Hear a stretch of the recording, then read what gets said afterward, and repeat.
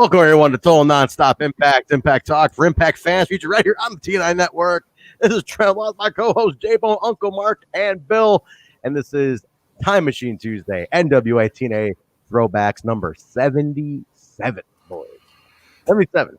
That's a lucky number for me and my family. 77 is a big number in my family. By the way, just to know, apparently our intro song is now copyright.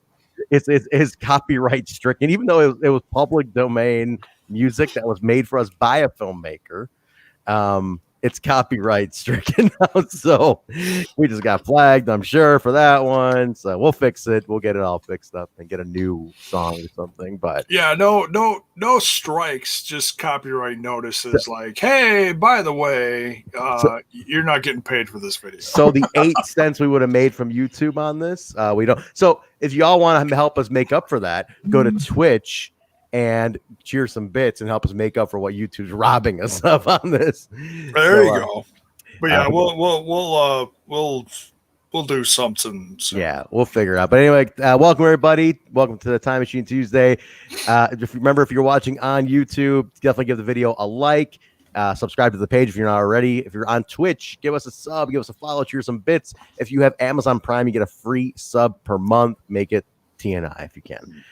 We're gonna get all our other, thumbs up, thumbs down. Main event. No thumbs down. Oh yeah, don't thumbs down us. There's always that one asshole though. Whoever the one asshole is, like we know you do it. You're like the one prick who comes and like thumbs downs all of our videos because he's like, well, I hate TNA. Sammy Callahan, maybe. Is it this? He's like, I'm just doing it for balance. It's just Sammy doing it for balance. Guys, I just have it's part of the gimmick. I got to do it for balance. So, all right, whatever. If you're that prick doing the thumbs down, like I'd love to know why. I would love to know why you're doing it. So. He's the 1% of the 1%. Well, you know what? Last Thursday, there is no thumbs down. Thursday. Bill, Thursday. It's Slamversary week. It's Slam week. It's Wrestle Week. But get in with the Slam week. It's Thursday. It's Tuesday. Everything's Bay. Just so you know. Well, last night it was all about that Pulp Fiction there, Trent. Did you watch it? Oh yeah. At least I never don't watch Pulp Fiction. So in the Discord, I missed it, but in the Discord, I saw you guys saying it was uncensored. Now I really want to see it. Wait, they uncensored it? Yes. On access. Yes. Well, uncensored language and violence. Okay. Yeah. That's good enough. Like There's no sex in it. There's some that they blurred out stuff. some sort of nudity, and then there was a few, especially Jimmy. He says some, let's just say, politically incorrect comments, and those got bleeped out. Oh, or not bleeped. Those got. Yeah, I remember the. I know what you're talking. I know what you're talking about. Yeah, it wasn't about the Bonnie buying coffee. Yes. Yeah. Yes. Well, we got a Bonnie situation here. It's about the storage. I know. Yeah, the storage line. I caught that. But it's not about the fucking coffee, the shitty coffee that Bonnie buys. Bonnie goes to the grocery store. She buys shit. Okay, I buy the good fucking coffee. This is some of this gourmet shit. That was back in the day too, before gourmet. I know I got good coffee. Like I know I got good coffee. You don't got to tell me I got good coffee. Hey. Do you know what they call? Fuck, I forgot the line. Shut the fuck up, J-Bone. Which one's a quarter pounder with cheese? A Royale with cheese. A Royale with cheese in France. That's it. Listen, before we get into anything else, I want to touch on something with coffee in a second, but we have Patreon shout outs. Let's get to the Patreon shout outs. Mark has Patreon shout outs. That's me. Yes, I do. Once again, Cinefe, who signed up for Tier 3, and we all know is a big, very well-known Impact fan across the social medias. So thank you once again, Cinefe. And also, new to Tier 1 is Maria Beekman. Thank you very much, Maria Beekman. I don't know Maria Who is Maria Beekman? I've never seen her before. I don't know. But welcome. She follows us on the Twitter box, and that's all I know about her. There you go. Name. All right. I love the last name, Beekman. It sounds like a professor, like Beekman. Where's that report? Beekman, where's that antidote? Like it's like somebody in a fucking in a movie, like he has the Beekman's got the antidote, and they're like, Beekman, goddammit, the president's on the phone. He wants to know where the antidote is. Beekman. You actually sound like the principal on Head of the Class. You watch way too much TV. I watch a lot of TV, dude. A lot of television. Same. It's always running. Mark and I are talking about doing a sitcom podcast. We're all fed up with Impact on Access. We're like, fucking joking. Sitcoms. It ain't Let's go watch up Different Strokes. It hasn't sold me on Slammiversary for shit. We're like, well, I'd rather do us fucking Different Strokes for a whole season. Dude, we could talk about the behind the scenes of Different Strokes. Oh, dude. Excuse me while I Oh. Wait, over under, Bill. So he says cheap plug. Did he say cheap plug when he looked at it? Over under says cheap plug. It's not a cheap. This is valuable. Real. We're on plugging. I'm gonna plug my my shirt here. Look at that. Did you get that at the arena on Saturday? No. I got it. Dave always doing stuff. Got his pro wrestling loot that came in the box, but you can also buy it on our website. Gotcha. But definitely wore to the arena at MLW this past weekend. I heard you saw Basil. He said you guys are chatting in the front row there. That was nice. Oh, yeah. Good to see Basil. It's been a while. Been a while, yeah. He said he got to talk to you for a bit. But that was cool. Very nice. We'll talk more about that experience on Thursday. We'll tie that more in. But this is throwback. I like to keep it a little more throwbacky. We stay time. Sandman's on the show tonight. Oh, that's true. Sandman is on the show. Topical convo. I like it. I actually want to ask Bill about something that happened. Yeah, go ahead. Well, let's talk about it now. The hell with it. Because we talked about it on Sunday dinner, but Bill couldn't make it. What happened with the LAX thing? Oh, yeah. I didn't see any footage. I just read about it. It's throwback related. Yeah, for sure. Yeah, there is a new LAX in MLW. Because Conan, so it's an official Conan is MLX. He is LAX. Conan is LAX. Did they come out to the music? Did they use the music? They came out to intro both theme songs. Whoa. Really? Wow. Okay. Because during their first appearance, they went with one, but then when they came out again, because they had, they filmed TV, and then they had that Battle Riot show, and they used both songs. I think Basil was surprised by the one, because I guess they've used the other one before, but they never used really this other one. So who knows what's going on with that? But there is another LAX. LAX will never die. Big pop. I got a weird feeling something's cooking, man. Well, I think originally people didn't know it wasn't. I think they thought it was possibly Santana or Ortiz when it first happened, because they're really going with that look. The new guys really have the same look as they did. Yeah, I saw pictures. Yeah. So I think at first there was a pop, partly because of that. But then they acted extremely heelish. Really, huh? Extremely heel for LAX. Ooh. You mean hasta la muerte y después? I'd say even more, with because it's kind of weird, because Conan there to say it's LAX, but Julius Smokes was really their manager. Julius Smokes guy running around, and Conan's just standing there, he's just standing there. Because I said, Conan, I'm like, why, Conan? Why? He's like, why not? Why not? Hey, you're that fucking Bill guy. Why not? Conan didn't cut a promo though. Conan, I think he did cut a very. Did he cut a promo? Did he actually go on the mic? I saw a photo of him with the mic in his hand. Where's my hose? It was real brief. It was real. Where my dogs at? Where are they at? Yeah, he didn't really do that, because everyone's like, K-Dog, K-Dog, but he wasn't. But like Julius Smokes is running around saying, "Eat my ass." Eat my ass. Sounds like when Mark's pissed off at somebody, he tells him to eat his fucking ass. Hey, we all have our go-tos, I guess. Our defaults when we're angry. Good stuff. Nice, very nice. Yeah, so something's cooking, man. I mean, ROH acknowledged Chelsea Green as an Impact Knockouts champion. They did. I heard never happened. I was right next to Ian Riccaboni. And dude, they've never done that. They've never putting Impact over. Oh, wait, was she? I didn't see that either. I just read about it. Did she come out as Laurel Van Ness or as Chelsea Green? She came out as Hot Mess Chelsea Green. Okay, so that's a combo of both.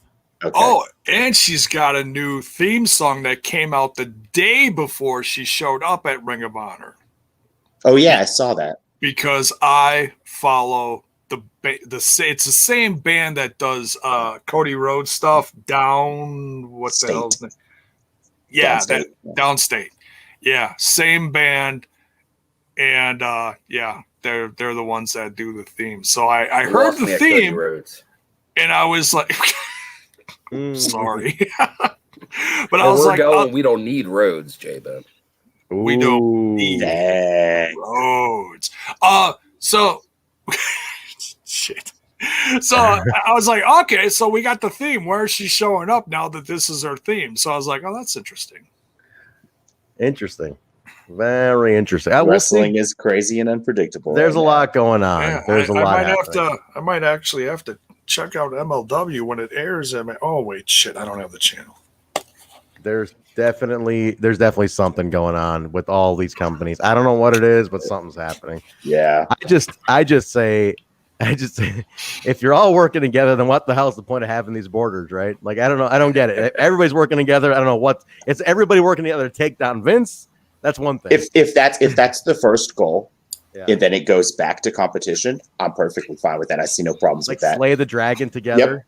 Yep. And then I have no issues with that. He's And then we slaying, can just go back to business as it was. dude, he's slaying himself right now. Mm. He doesn't need any help. That's true. did you see? I was shocked. Money. 1.4 mil for Raw the other day. What? And I was 1.4 1.4 was the Oh, rating. That's mind blowing. It's the lowest Raw. Well, that was a tape show. I mean, even still, the fact that Still, nobody's wow. tuning in, you know, like it's just crazy. Nobody's. That's really low. Holy I mean, shit. that's nuts to me, man. That they are just gone. There is not a wrestling base out there anymore. I think we No, just got it's to gone. start realizing it. It It is. isn't It's that just gone. the products are all terrible. It's just It's too doesn't much. exist. I think it's just too much wrestling out there. there is. It's an oversaturated market by a lot. You got too many promotions. The fact that AEW is starting a second show to me blows my mind at this point. Like it's just It's too there's soon.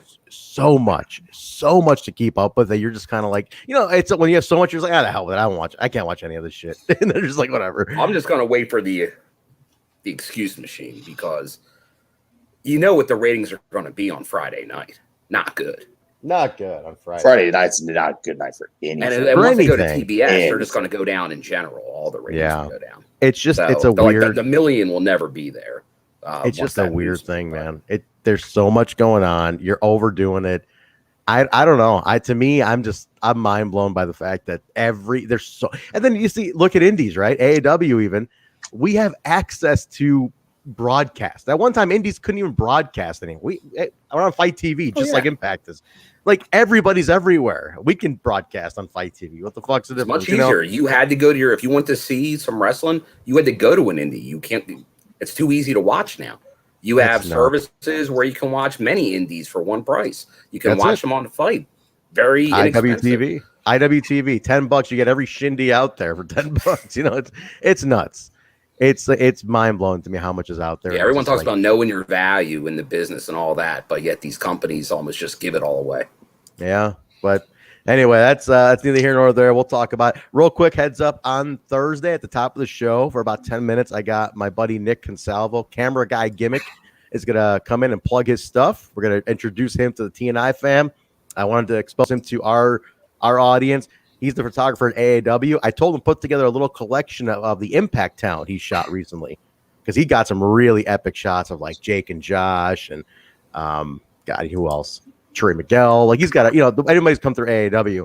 I said, just show off your stuff. He's going to be putting together a website soon where he's going to be selling prints and things like that in accordance with in partnership with AAW and stuff. So I definitely wanted to have him come on, show off who he is. And, we've done that with Basil. I do with Nick as well. So he's a super cool dude and a great asset to our company.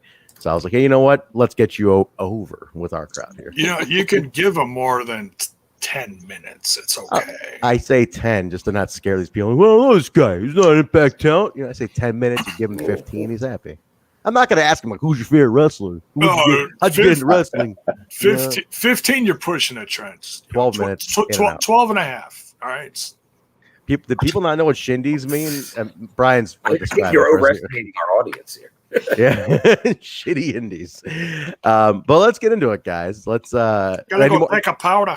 We have NWA-TNA at this point was 70. TNA a shindy. At this point in 04? I'd say no. No, absolutely No not. way. No way. With too much money involved. Yeah. No, not a shindy. But No. Up this is north, the LOL TNA crowd was probably calling them a shindy. Then. well. The thing was, they were the only other game in town. I mean, Ring of Honor was totally indie at this point. You know. Yeah, they were more of a shindy at this point. Yeah. Oh, they weren't shitty. No though. one Ring knew of who Honor they was were really that much yet. right. They were still so early on. But like They're TNA like the actually Murphy Rec Center. Come on. Yeah. I think the what hurt TNA early was the name. The TNA name, I think, definitely made people go, what? Yeah, it wasn't shindy, it was lowbrow. It was lowbrow. Yeah, very much so. I think had they had a different name to start, you would have had a much bigger impact, for lack of a better term here, for people to be like, what is this? Because they came out. Let's think about how much they had early. They had a lot. They had a broadcast. In a few months from what we're watching now, they go to TV. And saying TNA was just a weird, just you almost don't want to say it in front of your parents, kind of thing, right? Or you don't want to tell your girlfriend, I'm watching TNA. She's like, what are you watching? Like, well, Mark, you were married at the time. Did your wife ever react to it? Oh, of course. Well, and she knew it as the cage dancer one. Like, that's how she knew to search. I mean, it was super lowbrow, like big time. I mean, through the lens of history, it's even more so now, right? Like, we love it for what it is. But yeah, it's pretty. Yeah. So that's lowbrow. the thing. It's like, I think the name was a detriment, to be honest. And had they gone to Impact earlier, maybe you could have, like when they shifted to Florida, like go to Impact then.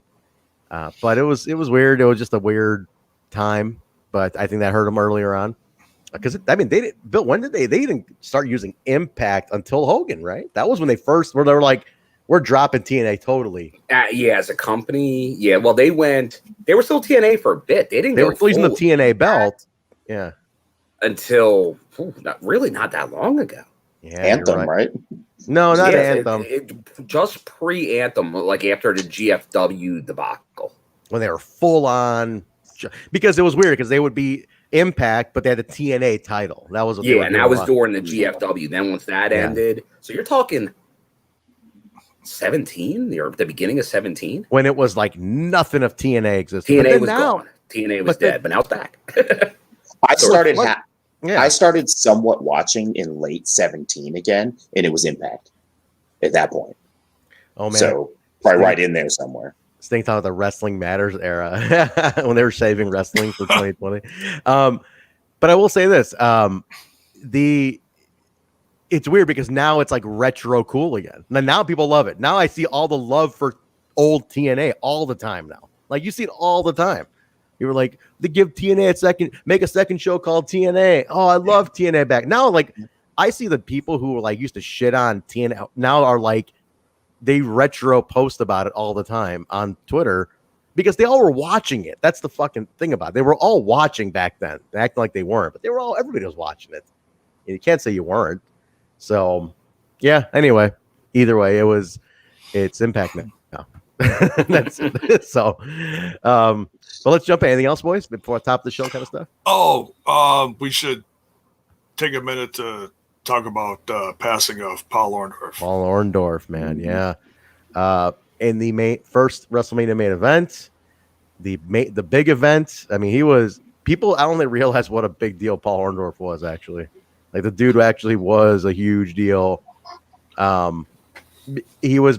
I don't know how to say this. Like he was around for the boom. Yeah. I think he was a little overshadowed by Piper, is what I want to say. Like he was. You're hanging out Piper so much that it's like you're never gonna live up to Piper. That you were always next to Piper, but dude, he was still main eventing. Things like that. He was still against Hogan. Yeah, and then he was actually teaming with Hogan for a while, and he had some other good feuds, and that really helped his popularity. Yeah. And I'm just learning now, like that he spent even more time in WCW and had tremendous feuds in WCW with the likes of like Cactus Jack, stuff like that. It's like, oh my God, Cactus Jack. And you're watching like a 93 Cactus Jack. Jeez Louise, just crazy stuff. I loved him in WCW. That to me, I watched more of him there than I did anywhere else when he was with Paul Roma and everything. I love that. That's I know from too. The name was great. Pretty Wonderful. It was awesome. I liked him a lot. I remember when they took him out, when they spiked his neck. and that Horseman spiked him and took him out. He became a trainer.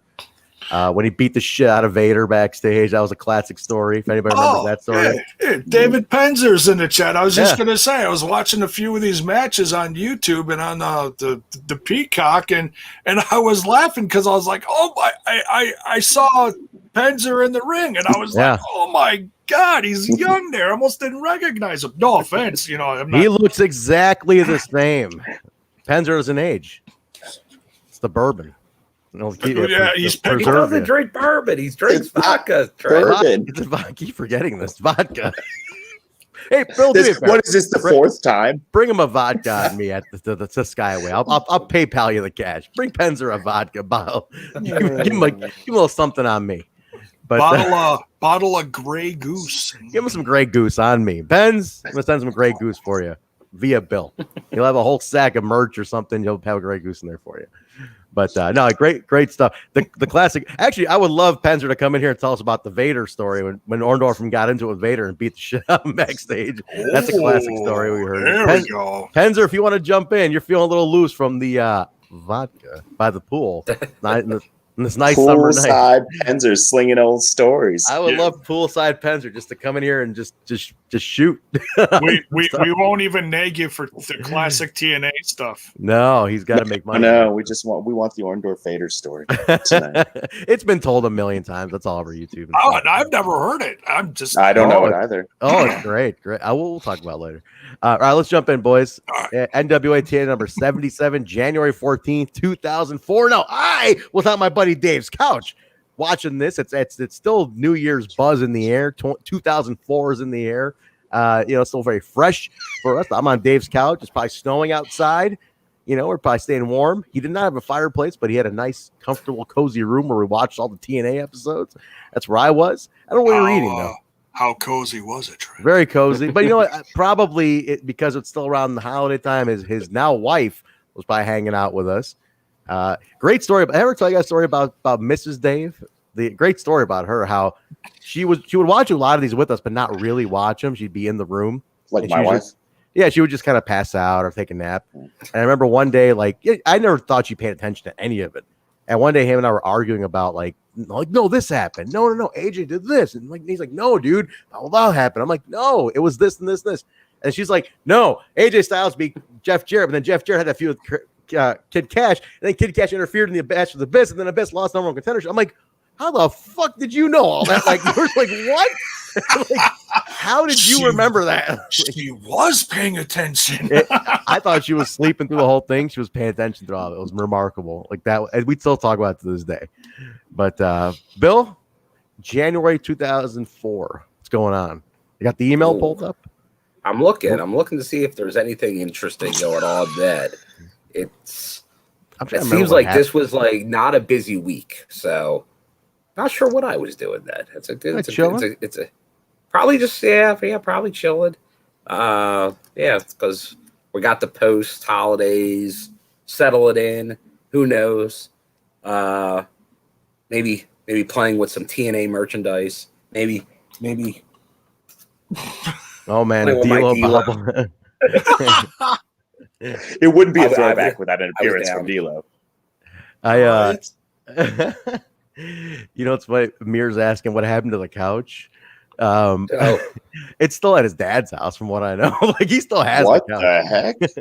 Holy crap! But his dad used to build furniture, so I'm sure he reupholstered it and everything. Old school Italian family, man. He's not throwing that thing away. He's taking it to the grave. You're gonna need to do a show from that couch. From the couch, I would love to do from the couch. That'd be awesome. All right, what's Mark? Should have brought the couch to the zone of impact. And I should just put it right here. Just do these episodes on that couch.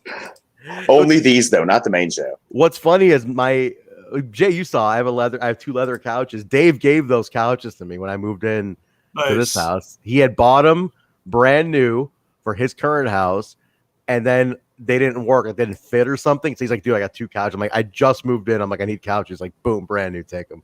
So the couches I have, this couch right here, is actually Dave's couch, technically. So not Dave's couch, couch, still a big presence in your life. Spirit of Dave is right here, baby. Big presence in your life, Dave's couch. Awesome. Mark, what's going on in January 2004, man? January 2004, after 9 years of community college, I finally transferred to a university. Oh, look at so that. I transferred to the University of Houston, and I do one semester before transferring away from that university to a different one, and I'll tell you where when we get there. Oh, okay. And now the one you transferred to Funk You. Hell, I wish I went to Funk You. When you transferred, is that where you graduated from then? Wherever you transferring to? Nope. No? There's more story here? Okay, great. All right. But he's right. Was he telling the Vader story? What was going on? Wait, what did we miss here? What's Spencer saying? No, it's not that. Oh man. Hey, now I owe him a vodka. Bill, can you pick up a vodka for the guy? I literally will pay. Thank you, but I'll get the vodka. I'll pay you for it. But give him a vodka.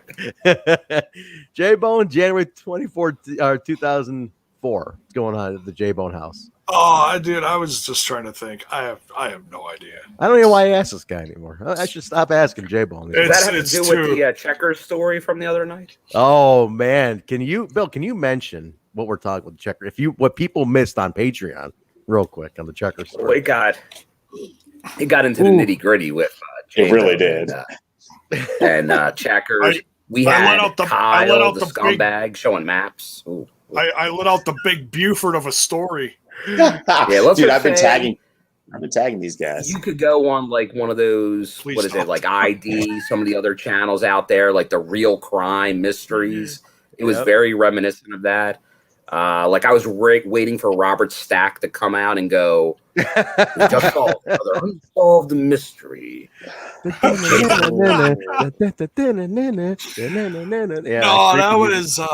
there were some bad reenactors. That was 92.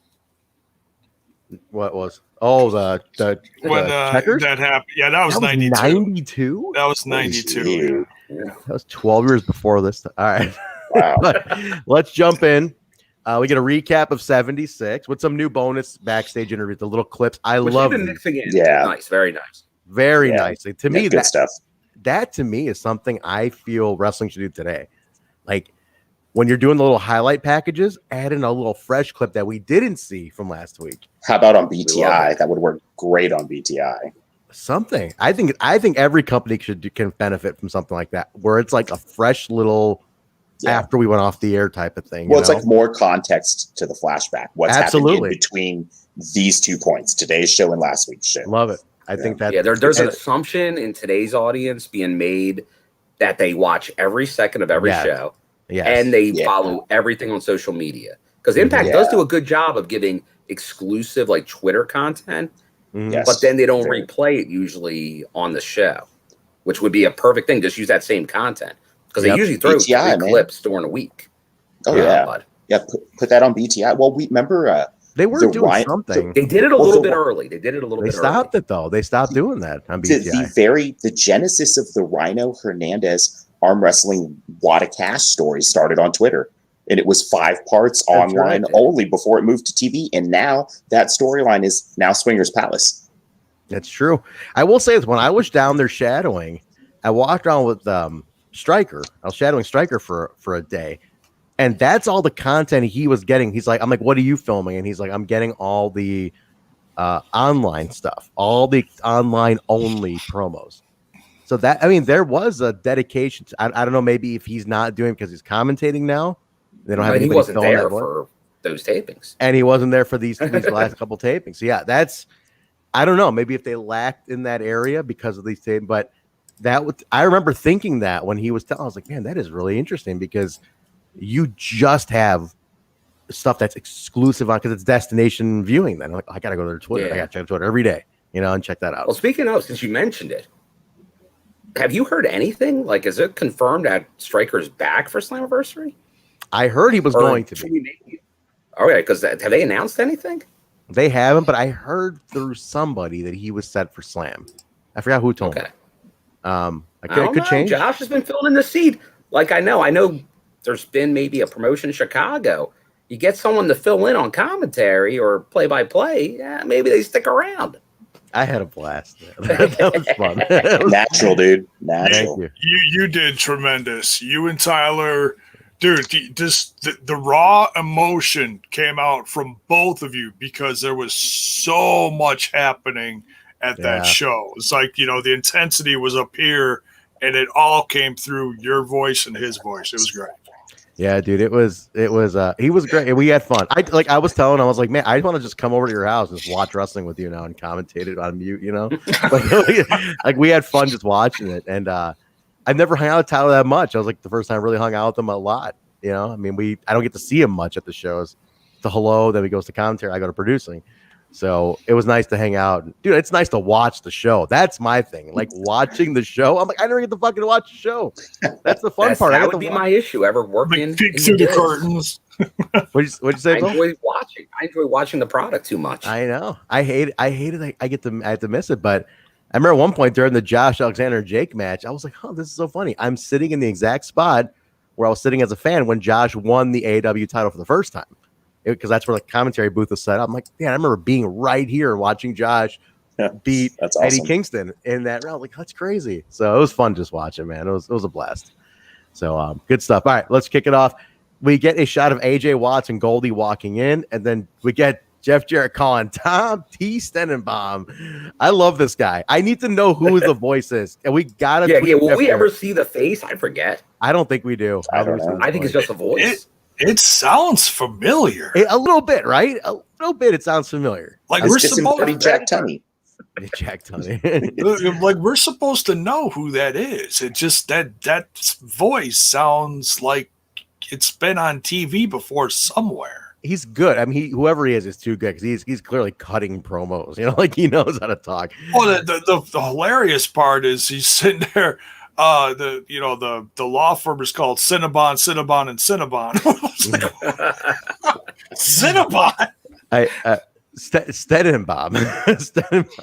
But the girl picks up again, and he's like, "Well, tell little Tom T that the greatest NWA champion of all time is on the phone." She goes, "And who is that?"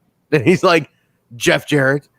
And then he gets on the line. He goes, "Jeff, baby, how are you?" He's like, "Who?" He's like, "Tom, who's this idiot you have working in your front desk?" He goes, "That's my daughter, Jeff." He's like, "Oh shit!" Lovely girl. Lovely.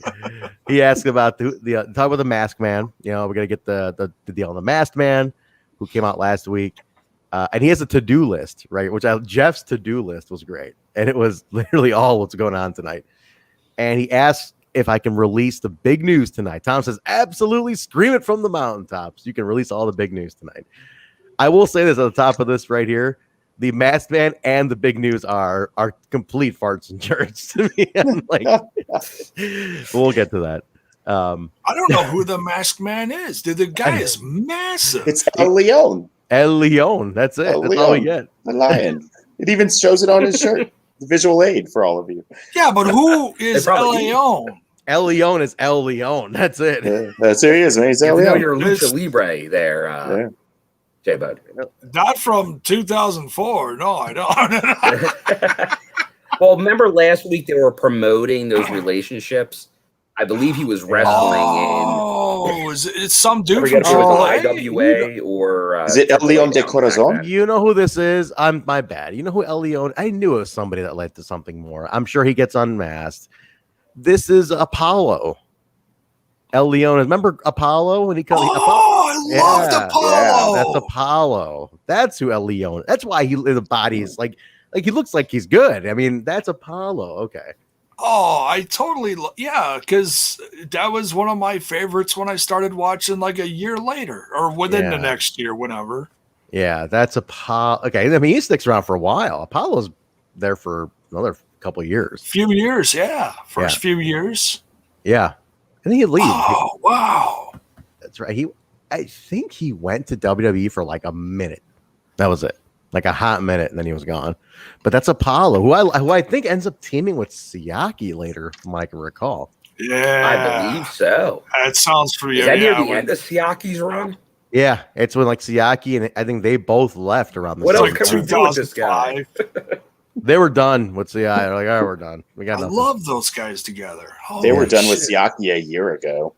All right, that's it. I'm going to start doing the FS1 episodes. That's it. When we're done with this run, I'm going to keep it going. I don't care what anyone else wants to do. Oh, I'm going to do declaration. Whoa, All right. whoa. Patreon, baby. Make some money off that. Hell yeah. Look at Jay. You guys are so There you go. you guys are so greedy. All you do is for money. You know, blah, blah, blah. Like, I'm waiting for that comment tomorrow when we get the I'll tell you what, fuck that whole conversation again. We have fun on that shit though. Those shows are the most fun shows because they're kind of a free for all. I mean, like, where's that fucking comment that Zach made? Like that last show, yeah, 3 big old secrets, including one from fucking Simply Steve from TNI UK. Oh my god, stunning shit. Steve. Yeah. We're corrupted. We were like, hey Steve, come be on our show. Now tell us your fucking crimes you've committed and shit. Even innocent little Steve was like, well, dude, never he told told anybody. So well. That was great. Fucking okay. Anyways, we get a new opening song. It's the Macho Man. Yeah. Are you ready? It's a Macho Man's "Are You Ready" song, but it's kind of. I love this. I don't care what anybody thinks of me. I love this shit. Pretty awesome. No, and it's even modified. It's like you're here for the X Division, the TNA. Like it's mentioning X Division, TNA.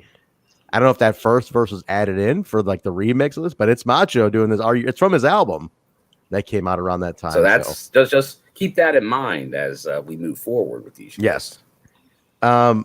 Huge crowd. That Juggalo crowd is like out. They're there, man. It's massive now. It's like it's full. The bleachers are complete Juggalos. And they fill the birds. Like they're on every level. Like this is whatever marketing they've done. If they drop prices to $10, I remember they used to like $15 tickets. I remember seeing the sign. If they're $10 tickets, whatever it is, the arena is packed at this point. So cool. It looks great on TV, and they're loud. They're into it. New digital opening. It looks good. The evolution is interesting to watch. I love the opening at this point. It's perfectly animated. I like it. Card with the new song. I don't know. It's very fitting for the time. I like it. I love it. Yeah, I love it. They're not 15 years in the past, or only about 5 years in the past. And that's about it. A compliment. That is a compliment. We go to the mask. El Leon attacking Jarrett outside. El Leon we get the name here. They brawl into the ring. Red shirts come down to help. We catch a glimpse of Don West here, silver on silver, Don West. And very nice. Jarrett argues with TNA, which I love. The arguing with TNA in this episode was phenomenal. And he's arguing with TNA. It's goddamn, I'm sick of you, TNA. It's like, get out of here. You see all the fans mean mugging him too, getting up in Jarrett's face, like defending TNA and shit behind him. I love it. No, not a phone in sight, boys. Not a phone in sight, which I loved. We open right away. Rawhide Strap Match. It's the red shirts take on AMW. I didn't write anything like special for the match. I mean, AMW they win. They beat down Storm afterwards. I still think this is the setup for the Harris solo run that he told us that we remember happening. Anything of note here? It just didn't have much. Yes, I have one note. Go ahead. Did anybody else hear James Storm burp with a strap in his mouth? Burp? Yeah. No. Not just me. All right. That's all I had. All right. Wait. He had how close was the camera here at this point? Pretty close. It was like on the ropes, and he burped just a. I'm not sure if it was. It sure as hell sounded like it, and I was wondering if it was just. And that wouldn't be the worst bodily function he had in the match. No, I remember when what's his name, Consequences Creed puked in a TNA ring one time. Well, Douglas just a few months ago on us. Douglas, wait, Storm actually had something too. He may have had an accident in the Impact Zone. On the other side, at the other end, because I don't remember that. I believe in a match with Jeff Hardy. What? Oh God, interesting. We got to talk about that. I don't think he's the first wrestler. No, I'm sure. He may have only been one of the loose lips that maybe admitted it. We get a recap of the Ultimate X2, a new Chris Sabin interview inserted into that, just about the win. And then we go to Scott Hudson with Michael Shane Douglas, and Tracy Brooks. And my God, Tracy looked incredible here. Douglas all kissing on her. She's all up. I'm like, my God. She's not the only one. She looked. Goldie was bringing her A game tonight.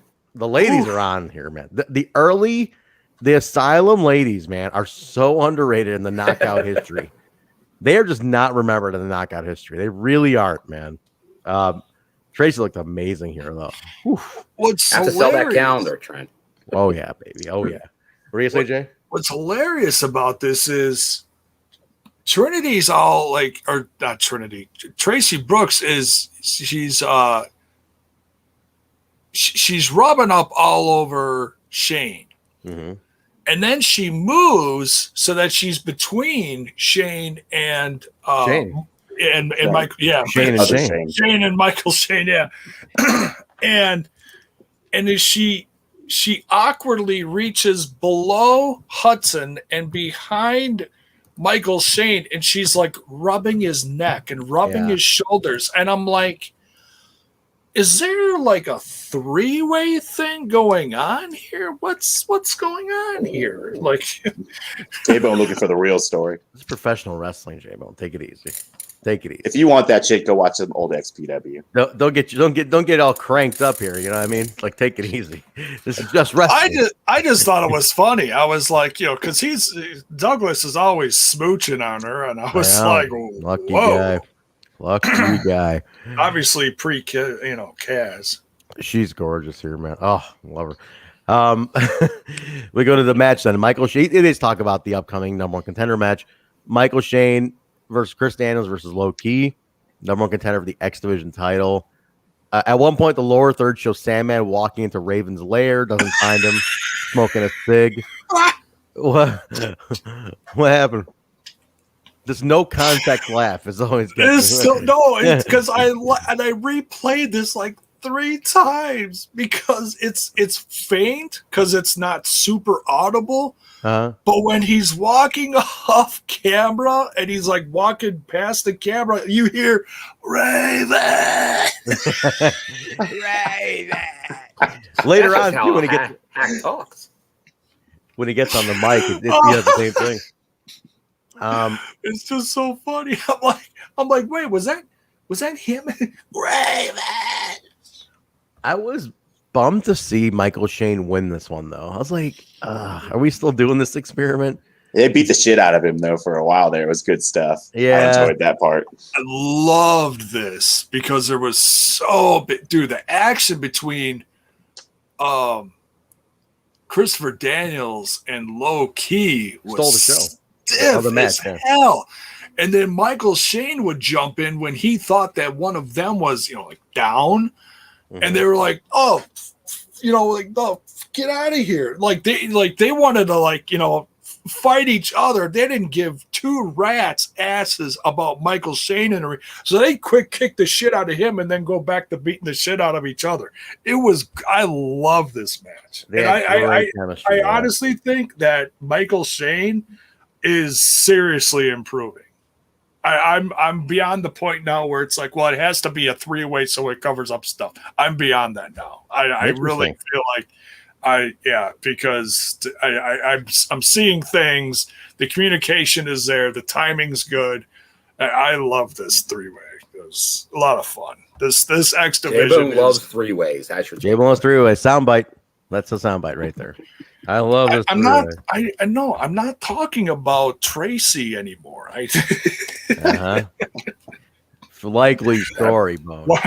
Wife walks in, honey. No, I'm in so much trouble. You're screwed. You're on a podcast with a bunch of dudes talking about 3-ways and mentioning your wife's name. Like, what is going on here? A podcast about wrestling. About wrestling. Not just any podcast. Smash this what? Oh, you're dead. Now I know why you named it Smash This. You're out of here. All right. No. Let's see. Checkers knows why he named it Smash. Come on. Yeah. Well, absolutely. Checkers is the inspiration.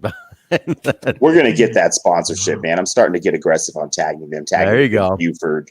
Yeah, we're going to get that Checkers money. We're going to get that Checkers cheddar. That's what's up. Scott Hudson is in the back with Armando Quintero and Antonio Pena, who I believe passed away. Did he pass away recently? Yeah, handful of years. Yeah, within the last between 5 to 10 years, because they do like a really big get out of pictures of him, and they run like they run like a parade around the arena like all the time for Triple Mania in remembrance of him, and they do a promo. They bring the urn out. They give it to who is his widow. she touches his picture. It's like a big to do. Yeah. I'm looking at, he died in 2006. He died a long time ago. You mean they still honor him on AAA shows? Oh, huge. Like, yeah, it's crazy. Yeah, they hold a tribute show to him every year. Copa Antonio Pena. And from the Heroes Immortalis is the show that's attributed to him. That's interesting. I didn't know. I know he died so early on. That's crazy. But but yeah, so he's with Antonio Pena and Armando Quintero, who I think is still around too. I thought, and they announced a full partnership with AAA, and they announced that on February 11th, the America's X Cup, 4 AAA members versus 4 X Division members. This is the start of what becomes like those World X Cups. Great stuff. Remember those, Bill? Those became a lot of fun. Big fan of the X Cup. One thing I gotta talk again. I'm going to keep saying this because people have revisionist history. A lot of the AEW fans make a big deal about the partnerships. The AEW, oh, they're doing so much. It's like, dude, you act like TNA didn't do all this before. They had it too. They partnered AAA in year 1.5. You know what I mean? They were already part of AAA. They partnered with Australia, England. They were doing all this stuff to you. We just didn't have the internet boom at the time. Tony Khan has the sloppy seconds of Forbidden Doors. I agree, dude. TNA did all this in a time when there was no internet boom to do it with.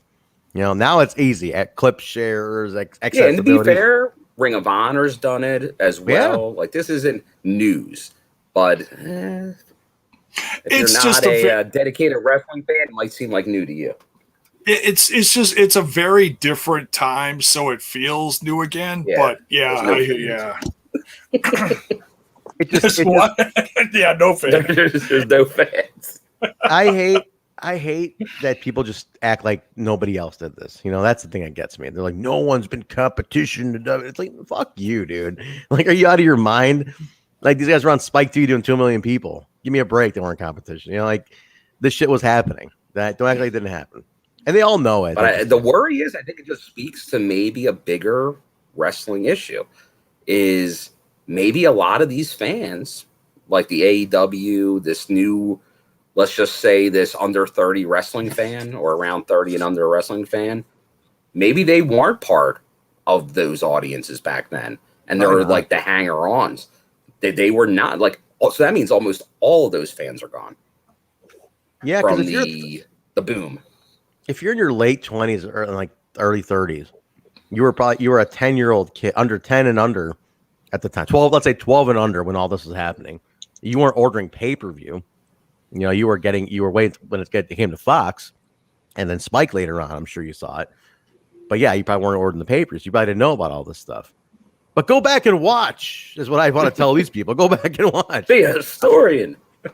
Yeah, be a historian, you know, but that's pretty cool because what happens after this partnership is there's a ton of luchadors who start coming into Impact or TNA. Oh, yeah. Tons start coming. This is a huge partnership for them, which lasts a while too. The match we go to is the Internal Problems match, which I love the name of this. Like the special referee for the Internal Problems match is Glen Gilberti. I'm like, that name is amazing. Like David Young versus Simon Diamond. Glen stuns Diamond towards like a couple minutes, and then David Young pins him. The Swinger comes in for the save on this one, but I mean, I don't know. Like this little inner feud is fun to me. I think it's funny. I think that it's a lot of goof going around. But go ahead, Disco is hilarious in this. After the match, Swinger comes out because it's 2-on-1. They're both beating down Diamond. So both Swinger and Diamond are looking out of the ring towards the ramp at Disco and David Young. Disco, holding his ref shirt, he's like, both you and you are out of here. It's like, wait, the match is done. Right. Yeah, Disco's hilarious. Timing's a little off there, Disco. I love me some Disco. That's not going to help you now. He's a funny dude, man. Glen is a funny guy. I want in 2021. I want an Internal Problems match. I think that would be like Swingers Palace, the internal problems match. Like this sounds kind of familiar, Daddy. Like we already have that. It's violent by design every week. You know, them dealing with all the losses from DiNero. You know what? Am I crazy, or should there have not at this point been like a Swinger skit where he has like a flashback and it's like they show an old TNA clip in like the bubble? Absolutely. Right? Absolutely. Kind of looks a little familiar, Daddy. It's like, I don't know why they're not mining the archives with some of these guys that are still here, because we're seeing gems from every single one of them that they could be pulling up. The fact that Ultimate X2 was not shown in any clips at all leading up to this one, with Sabin still being on the roster, winning the Ultimate X2, I can't believe you have not shown that shown a clip of it somewhere. Like that blows my mind. And Swinger too. Yeah, I wouldn't be surprised if Garrett throws it up there this week. Now that we've said it, because Garrett heard this. Like I know he heard it because that's happened before. You guys know it. We've said things and like Garrett's like, look at this clip and it's a bit fucking this. I'm like, well. What was Garrett doing at Yeah, we're spreading the Asylum love. That's good. To me, the Asylum's the best, and any clips of the Asylum you want to share, I will take. Well, we are getting Sabin Swinger, who we're both on this show too. We're getting Sabin Swinger on BTI this week. Show some clips. So possibly for control of Swingers Palace. Sabin fucking loves that place. He loves that place, man. He loves it so much. So maybe it's crazy. Wait, can you imagine Chris Sabin takes over control of Swingers? No, it's not for control. It should be. I'm saying if anyone Palace? Yes. The Machine Gun Palace. Oh my God, the flashbacks he could have in there. And then Moose is gonna burn it all down to the ground. Can you imagine, like Sabin there, and then all the references he'd make? He's like, "Hey, you're gonna be out of here. You're gonna throw you in the pokey with Michael Shane if you don't stop fucking around." Starts throwing like weird references at it, like old references, like Michael Shane. Kid Kash tried to pull that shit when he came in here. We weren't having it when he tried it either. Like, hey, red shirt security, get in here! Like fucking bunch of like the winker and shit coming on red shirt security. Man. Like they need to tap that archive with Swinger and Sabin. Tap the old references and then show the clips. Yeah. Where's Tiny? Somebody bring in Tiny. Tiny is a big part of this episode. Yeah, big time. Oh my God.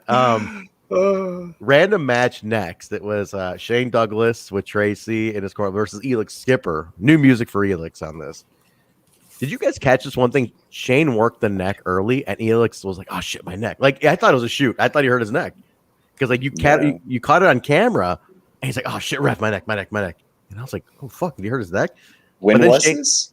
What was happening in the first 2 minutes? So that Shane whipped him and it up by his head. And he looks like, "Oh shit, my neck." I mean, it sounded so natural, but then Shane kept working the neck. I'm like, okay, can't be broken. He's working the neck, and then he finishes it with like a full. That was a cool. I've never seen Shane do that move though. Full Nelson. Yeah, that was crazy. Well, I'll ask Bill. Have you seen that? Because you've seen him a bunch. I've never seen him do that before. No, that's not. I feel like I've probably seen him do a full Nelson, but not as a finish. It was interesting. Like that may have been used sometime in a match, but not that. I like that suggestion. Sabin hires a film crew for the Palace, and it's Paparazzi Productions. I've never seen him do it though. I was shocked by the finish. It was cool though, and Elix taps, which is weird, and then they attack him. Tracy gets in there; she's attacking Elix more. Daniels comes in, Loki comes in. Potential Triple X reunion, except Loki is like, "Nah, I'm out." How does he say it? He's like, "I don't believe in this right now. I am leaving to retreat back to my locker room," and just takes off. That's exactly what he said. If I'm stuck in a tag team, I cannot become X Division champion. This is not conducive to my career. I will leave now. He's like, "What the fuck, I just man?" wanted low key to do a AAW show with you as a commentator. Oh my god! Please bring low key into AAW. We had him. He left on good terms. Bring him back. He's MLW. Was he at the MLW tapings? Was he there? He was not. Not there. Interesting. Oh, okay. Really? Okay. Now I thought he is on their roster though, huh? Or who's He not was pre-pandemic. well, so technically Mansa's on their roster too, but they won't let him out of that contract. I thought low key was going to be a big part of like the return. I thought so too. I guess not. But I yeah, heard the cowbell. I hit it by accident.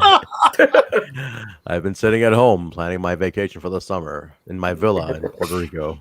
That's what He said no Selena de la Renta, no MLW. He does not have an accent like that at all. Jay Boy turned into a Cuban gangster out of nowhere. Low key, That was a little more Dario Cueto-ish. Sorry. Or no, excuse me. He was there. He's not Dario Cueto anymore. He's fill in the blank. What is it? He says Cesar Darren. He's MLW shit ass version. Cesar Duran. Cesar He'll Duran. always be Dario motherfucking Cueto to me. We get Scott Hudson with AJ Styles talking about the Mr. TNA award. He's putting Oh my God, cracking up at this promo, man. I was dying. Why? What got you cracking up? Just because AJ, like, he's still so bad on promo at this point. And, oh my God, it was just, I don't know, so hokey and cheesy. I love you, the fans, and y'all put me where I am today, and I'm not gonna forget it. And I love y'all. It ain't about wrestling, it's about love. And I was like, I was fucking dying during this promo. He's a young hippie. Scott Hudson, Scott Hudson's like, AJ Styles, wonderful, great. You're Mr. TNA, and I'm Mr. TNA, the announcer. What great to have you here. It's fucking annoying Bill, just annoying Bill, just pissing Bill off with his Scott Hudsonisms. I love the next. I love the next little skit. It's Kid Kash struggling to get the signatures. He's in some weird, like, I don't know where he is, but he's like all frustrated. He's like, God damn, Chris Vaughn, he's only 19. Nobody cares if he signed anything. He's like, he's in Jeff Jarrett's little closet. He always changes it. He's all frustrated. And then somebody knocks, and they're like, he's like, well, I'm in here. I'll be right out. Tell Jeff I'll be right out. And he's all frustrated. And then the next thing is like he comes out. And he beats Tiny into like signing the form, the allegiance form, and he's like, dude, he was hitting him hard. Kash, as you know, Bill can attest this. Kash, no matter what he's working with, he's a stiff worker. Well, dude, he beat Trinity around, too. But Bill, you remember the 2013 run he had when he was like bitter veteran run, and they had him go up against all the young kids in the X division. It was like him against Zima or DJZ. Yeah. Joey Mercury, the hell was that kid, man? Like Jesse Sorens, like anybody who was new, he had him he beat the fuck out of every X Division guy, like shoot. And I'm like, God, he works stiff, man. He works, and that's why I know. I think J-Bone thinks like me on this. That's why I want Chris Hero to show up. I want like Chris Hero just to come in and like slap people around like that. That's his gimmick. Just work stiff, break all kinds of blood vessels in everyone's chest, and call it a day. Hell yeah. You need that. You need that in wrestling. He's got to be. That sounds like a great Eddie Edwards match. I don't know Chris Hero because I didn't watch him on it. But Hero's good. He gained a ton of weight, which slowed him, but he can still go. Like his cardio is still good. That he can never get tired. That's always been Chris Hero.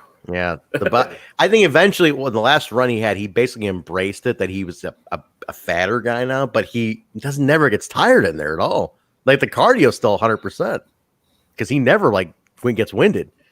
What sucked was a little small Chris Hero side bit. So we had him at AEW pretty regular, and there was a match where he snapped the rope, and he felt really bad. He's like, "Oh fuck!" Because of my weight, like he felt bad that he snapped. I mean, it happens. Ropes do snap. Things happen.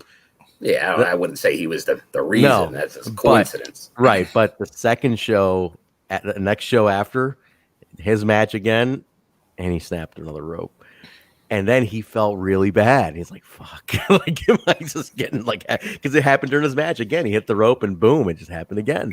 How did he play it off? He looked visibly upset by it. Okay. That it was, and then backstage he was really bummed out that he's thought it was him. He's like, fuck. This whole show goes on, a bunch of luchadors flipping around, and I'm the one who snaps the fucking rope, Boy, and that happened to him. I saw a match with him, and in fact, it was his last match, and it was Keith Lee's first match, I think, something like that on Evolve. And same thing happened, except he broke 2 ropes. Oh, really? Yeah, Jeez. yeah. Right. So I gotta embrace yeah. that gimmick. Yeah, no Call him the rope kidding. breaker. Yeah. Like rings came. Yeah, what? Bam Bam, Big Show. Those guys all broke rings. They broke on. right. Yep. Well, the big show one was set up, wasn't it? That was the setup Yeah. on the ring. Oh no, Yeah, they were fake. That was Yeah. fake. Yeah. But Yeah. But it was still a gimmick. I mean, Was that was still like the not. Big The Show's ref thing. did a bad job and sold it before it actually broke down the ring. If you Yeah. want to On the watch that Lesnar on one? replay, you see the referee jump before it collapses. That's right. You do see the referee I think jump I do remember that actually. wildly, Is, too. is it Lil Mage? Lil Mage the ref in that match? Yeah, I can't No. imagine him One of doing something those. that stupid. It's probably like someone like Mike Chioda, who everyone thinks is awesome. Quida, whatever. I always He's a Quida. show. Kiona. Quinoa. Mike Quinoa. So he beats Tiny. Tiny signs under duress, which Mike today mentioned under duress. And then Chris Vaughn comes in, like saves the day. And then Chris Vaughn is like hella over out of nowhere. Dude, he's over as fuck. I wrote I down. mentioned that on the Discord. I wrote down, why is Vaughn so over? I just wrote down Vaughn is fucking over. I was like, The only thing I wrote for this one: women screaming. yeah, Dude, did you hear that? Dude. There were women actually getting pregnant during the match. Yes. Not even having sex with Kash or Vaughn, but they were like just like the big O was happening. It was hilarious. Oh, I was crazy. like, oh, yep, there's another Dude. pregnancy right there. Dude, Chris Vaughn got so much poon that night, I guarantee it. I was Like, shocked, dude. He was massive over. Over. Biggest pop of the night. I couldn't Over believe it. 19-year-old Chris Vaughn. Over. I was like, why is he so over? You know, like So why- in the Discord during the watch along, TC pointed out Chris Vaughn's first match ever was with Carl Machine Gun Anderson, 2012 Where? G1 finalist. I don't know, but that was his first match. well, as you guys saw, that old poster that Danny gave me. I mean, they were on a show here in suburban Chicago. Carl Anderson was on a show in suburban Mhm. Chicago 16 years ago when he was like a nobody. You know, like I mean, that guy's been around a while. Nobody knew him. Like he was not a known guy in the Indies until he went to Japan. Or however, he ended up in Japan, I don't know, but it's crazy. Our Anderson's been around a long time, but you never know. You know, you never would know. He was not an indie darling or anything. But Vaughn's super over. Kash does win. He beats him. Thank you. Look at that Lakers. Not as over as my TNI family, baby. That's what I'm talking about. Kash wins.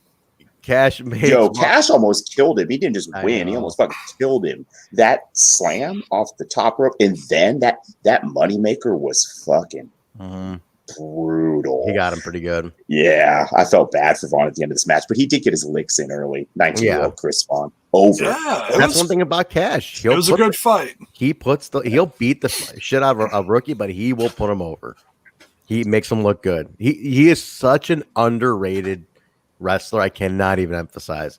If you get it, like that dude gets it. You know.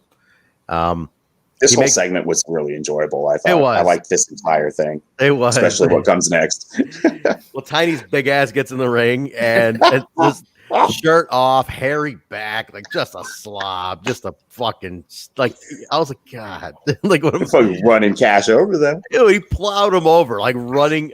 I gotta imagine Tiny was trained because he knew what to do in there, man. He's so hairy. I did a little research on Cage Match, and Tiny grew up to be Luke Gallows. I'm just kidding, but where we all start and where we end up, how it started, where we are today. He's a star now. He's a star now. No, but he comes in. He's just a tub. His hairy back. I was like, oh God, his slob. But he's plowing over Kash. Crowd goes bananas at this. Fucking ape shit at this. Ape shit. Heavy D runs in, the red shirts running AMW. I mean, it's like Harris comes out, crowd dies though. Did they? I didn't catch it. Crowd dies down when Harris comes out. He does not get a reaction. Well, speaking of reaction, if Skull's right, is he talking about Chris Hero and Joe Doring in a match? Oh shit! Probably maybe Carl Anderson and Joe. Carl Anderson. Yeah. Yeah, Brian saw Joe early around here, around these parts. Yeah, he saw Joe back when he was He was just a regular dude, Joey Doran from the Midwest, blonde hair. Doran. Oh, He Joey was never from the just block. Joey Doran from the Midwest. Oh, Joey D from the block. The blue chipper Joey Doran from the Midwest. Hey, how you doing, guys? Hey, how's it going? Hey, Joe Doran, nice to meet you. Hey, Joey Doran, nice to meet you. Hey, how's it going? Hey, how about them Bears? Huh? I'm a Packer fan myself, but hey, shit, just fucking schmooze in the room. There he is, and look what he turned into. Mean mugging everybody all the time. Beating the shit out of Joey D. Are you driving, Bill, or are you flying? I'm driving. Driving, so you got room for the Joe Doran hits for sure. When do you guys leave? When are you guys taking off? I leave Friday. You leave Friday. When do you leave, Bill? When are you going down? I'm going to be leaving Thursday because I'm going to see Joe Doran and company up in Michigan. What night is that? Night. So you're going Thursday to Michigan night? and going down to Nashville, huh? Oh, so you're hitting the road. Are you going? Wait, is Dave with you, or are you just going solo? This is a solo trip. No kidding. Wow, a lot of driving, man. That is a lot of driving. How's Dave doing? Yeah, how's Dave? Dave's doing good. Dave's doing good. Good. He was at the both shows this weekend, so I haven't seen his videos lately. He hasn't been doing many videos lately. Who knows? Maybe we'll get back into that again at some point. But right now, he's not doing the videos, so we'll see. You got what, about 8 hours? 8 hours to Michigan. Yep, and then another 8 from there to Nashville, right? It's 6 from Chicago. Yeah, it's roughly. Although I might be making a pit stop in the middle. We'll see. If I stop and maybe do a show, maybe in OV Kentucky. Dub? Oh, maybe a little OV Dub Friday night. Nice. Well, Zach was saying Goldilocks is playing in Kentucky. I got to see if I can confirm that because she played last, but she might be playing it again. Is she a regular down there? She might be doing because she did a set Friday this past Friday, but she might be there again this Friday. Because if she was there, I might try then to stop by and check it out. I'm guessing it's at that 4th Street Live thing that they do in Louisville, that big old outdoor party thing they do. That'd be great. You can see Goldilocks on Slamversary week. That'd be awesome. That's the thing. I was hoping, like, it just seemed like obvious. Like, she should. I think she does have a show it might be in Kentucky, not in Nashville, the night of Slammiversary. Really? She should definitely be booking. I think there would be a crew of us that would definitely go check it out if she was somewhat local. Jay, you were going to say, I think you wanted to send a message there. Tell her J-Bone says hello. You know, I catch it. She'll retweet J-Bone stuff. She'll retweet Smash stuff. She'll retweet J-Bone. I'm like, this is something else. What's going on here? It's still last. She hasn't done that for a long time. No, she did it the other day. Yesterday. She retweeted you yesterday. Oh, she did? She sure did. I came up in it's like, because I retweeted it and then she retweeted. So I was like, came up on that. I saw it on there, man. So. Oh, was it the Jacked Up Jukebox? Yes. Mm-hmm. Oh, okay. Dude, get her on Jacked Up Jukebox. Oh shit! Hell yes. She's a fucking J-Bone. musician. Get her on Jacked Up Jukebox. Jay, that's perfect. She would totally do it. Absolutely. Oh my god, that's perfect. Trent, you'll have to sit on that panel too. Oh, I wouldn't interfere. That's their moment, man. I don't want to get involved in their moment. All right. That's like being a third wheel on a date. You know, I don't know. It can't be a moment. So I'm gonna need a wingman.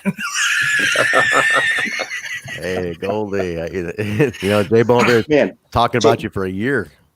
You know? Goldilocks comes on.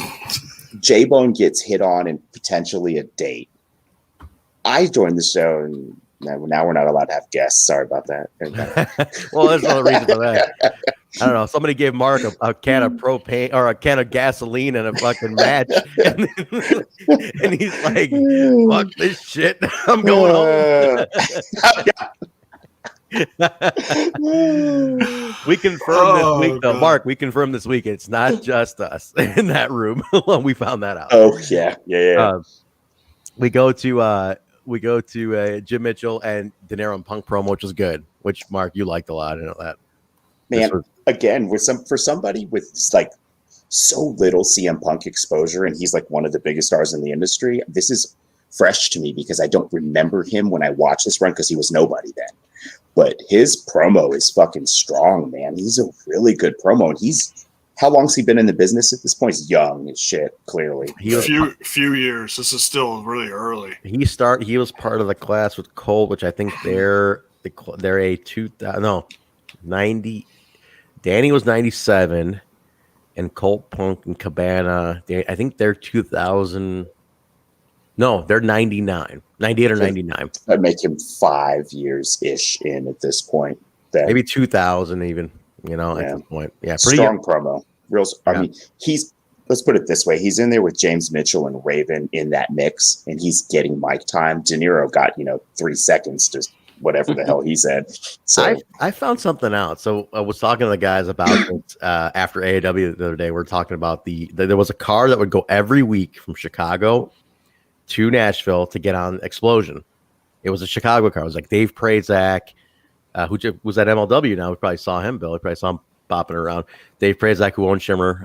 Dave Prazak, CM Punk, Colt Cabana, Spider Nate Webb. Danny went a few times. A couple of other guys. Danny Dominion, who I think made a TNA appearance before. From what I was told that day, they're like, Nate Webb actually got a TNA trading card in the first set that they put out during this time. Nate Webb got a TNA trading card. And they're like, he hangs on to that fame to this day. And I'm like, really? I didn't know he had one. So Spider Nate Webb actually has a TNA trading card because he went down like all the time. Like they said, Nate would go to everything. But there was a Chicago Midwest car that would go from Chicago through Indianapolis, pick up Nate Webb and anybody in there, and like pack it to the brim and just go to Nashville every Wednesday.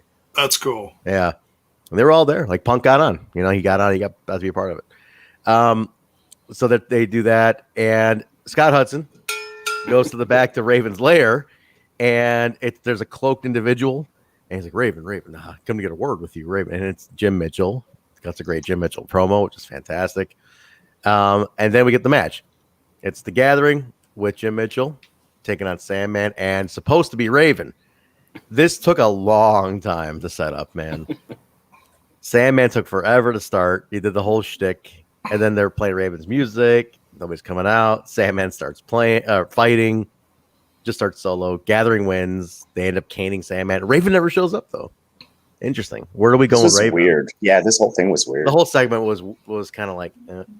yeah, I didn't care for this. Was like definitely the low point of the show. I liked the whole show. I thought this was a pretty good episode. This was not good. God, I really liked this because it just showed like how much fight was in Sandman.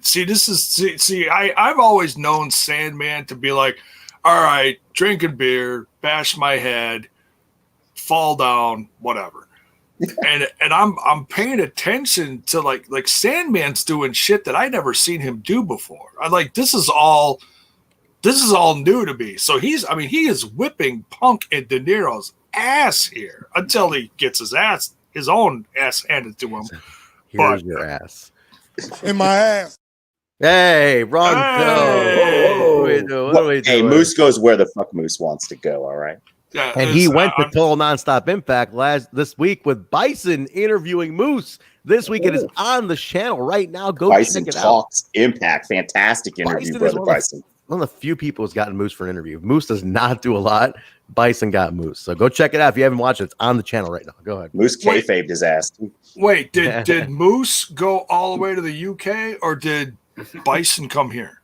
They met in the middle. Right there, on a boat. Yeah. On international waters. On an island? Are you Moose versus Beefalo was too big to be done on land, so they had to charter large ships. He's like, are you Moose? Like, who the fuck else am I going to be in the middle of the Atlantic Ocean? It's like, who are you, the Beefalo? You got 17 minutes. Let's talk. But go ahead, Jeff. Finish your thought. Oh no, I just really like this because for once it didn't take 15 minutes for Sandman to get in the ring. It was only like 12 and a half. No. But no, I just dig this stuff because it seems like Sandman lately has more fight in him than because I've seen other stuff where he just didn't do jack shit. Then all of a sudden it feels like he's really working good. I don't know. Maybe that's what's cool about this show though. Like that's like the experience with Punk for me. I don't have a lot of exposure, so this is from my first experience. I hang on this early stuff with Punk. This just fascinates me because I've always dig seeing his early stuff. Like I've got some of the DVDs from his the Summer of Punk stuff that they came out, and I watch them once in a while just because the shit's so good. Yeah. Who knows if they find out his opponents he ever lost to or smoking some wacky tobacco, maybe he'll get some more wins on his record. Oh, how about that? That was ridiculous. How is some weed gonna enhance your performance in a fight? That was 4 years later. 4 years later, they just got. I don't fight very much, but what the fuck? We just got the test results back. It's from 2016, and CM Punk. It's a draw. Yeah, right. Why did that just come out now? I don't know why it just came out now. I have no idea. No idea. Weird. It's hilarious. But does that mean that they gotta like pay him back money for actually getting a win? Right. They didn't give him the win. They made it a draw. They made it a draw. They took it. They took out the loss. They know CM Punk can't win an MMA match. Come on. No, no. They didn't want to sell you the whole thing. Screw that draw shit. He should take him to fucking court. Oh yeah. Oh, what is he called? They should fight again. Yeah. They should just fight again. It's not his best friend or anything, right? But he's not gonna take his. Yeah, fight again. We go to the back. So Raven, they're setting up something with Raven. I don't know what it is, but we'll see where this unfolds. Why do I have a terrible feeling? Just at this point in Raven's career, we know what his personal life looked like. Oh, you think it's more to that? I think it's probably something like that. That was my I don't know shit. That was my first thought was, oh man, I wonder if this was one of those times he no-showed. I don't know. I heard that. I don't know. Next week will be telling because I think if that's the case, someone addresses it in a promo. Yeah, Vince is writing something to take a shot at him. If that is the case, if that's the case, which I don't think and it is. Speaking of, I gotta say, I heard a promotion that I visited, one of my visits in Florida. ARW? Mm-hmm. Vince is going to be showing up for a show there. I believe this Saturday, really? so he will not be at Slammiversary. Vince Russo? ARW. Get out of here! Really? Yeah. How does that sound? Is that where that chick from 90 Day Fiancé is wrestling? Well, that's where Cardona, Myers, Sue Young, like a lot of Impact Town has showed up down there. I was just listening to his show. He hadn't mentioned the indie bookings. Is that Atomic Wrestling Revolution? Is that it? Yes. I'm looking at their site. What do they got? That's it, dude. For you 90 Day Fiancé fans, Paola is now a wrestler as of 3 months ago and will be on this show. I see the Headbangers and Garrett Bischoff are on their roster at ARW. Garrett Bischoff in his Aces and Eights getup. He's in. Oh yeah, look at that. That's funny. I don't see Russo listed here though. I don't know, Bill. You tell me, man. Hold on. I'm gonna double check. You got me wondering now. Vinny Rue. It was definitely announced unless it's already gone. Sue Young's on their roster here. That's funny. Oh. Unless I'm getting the promotion mixed up, but with a different Florida promotion. But hold on. Jesse Neal, Ravens listed on there. Oh, as their alumni. They've had some good alumni. Not too much, actually. There's like 9 listed here. But who's Rex Backus? I never heard of that guy. But where are we at here? Oh man, here we are. Okay. Gathering Raven. I have my notes. I clicked off my notes. Here we are. We go to Scott Hudson with Eric Watts and Goldilocks, and he tells Goldie, stay in the back. I'm gonna take care of business tonight. And she goes like psycho girlfriend. She goes, "What? Are you breaking up with me?" This was random. They're writing Goldie into the ground, man. With they've already written Watts into the ground. He's done. Goldie is getting brutalized in the writing room. This angle with Watts is fucking hot garbage. Oh my god. Yeah. She did this because she had to make Callis think that their little talk actually mattered, that it actually meant something, so that they thought that she was actually going to turn on him. That's why she did this. Oh, I didn't think about that. Yeah, you're right. In retrospect, you're right. It was just so sudden and awkward, and she just flew off the handle, and it was like, what the fuck is going on here? Oh, yeah, it was awkward, but you knew this was going to happen at some point because there's been little things happening over the last few weeks. Like, she's been kind of like questioning stuff, and then his role and who he is and what he says. Callis has the little talk with her, and then it's like, okay, so all right, you're thinking, okay, she's absolutely going to turn on him, and if she shows up later, it's fuck. Yeah, good point. But it was so weird. It was really random. as they go to TNA and West, you hear Sam going, Raven! Raven, where the hell are you? Where the hell are you? And he's like, I'm going to dance. He's like, I've been told never to dance with the devil, but I'm going to dance next week. And next week, I'm bringing the king of the 1,000 thumbtack match, Balls Mahoney. And like the crowd eats it up. And they like it. So Balls Mahoney debuting next week. So it's 2004. I saw Balls at an indie around this time too. So he was still Balls Mahoney. He was still taking chair shots and crazy shit. And boy, that guy could take a chair shot. Oh, I mean, it cost him for sure. Well, no doubt. Yeah, no doubt. So this is bad. Callis interrupts on the screen and he goes, It's time to drop the big news. It's it. My God. Mike, today you better strap yourself in. This is the big news. And they dropped the big news that Johnny Fairplay is coming to TNA. The most hated man in America. The crowd is mild. Now, I will say this for context. I never watched Survivor. I don't know, Bill or Jay, you guys ever watched Survivor? I watched it, I think, the first season.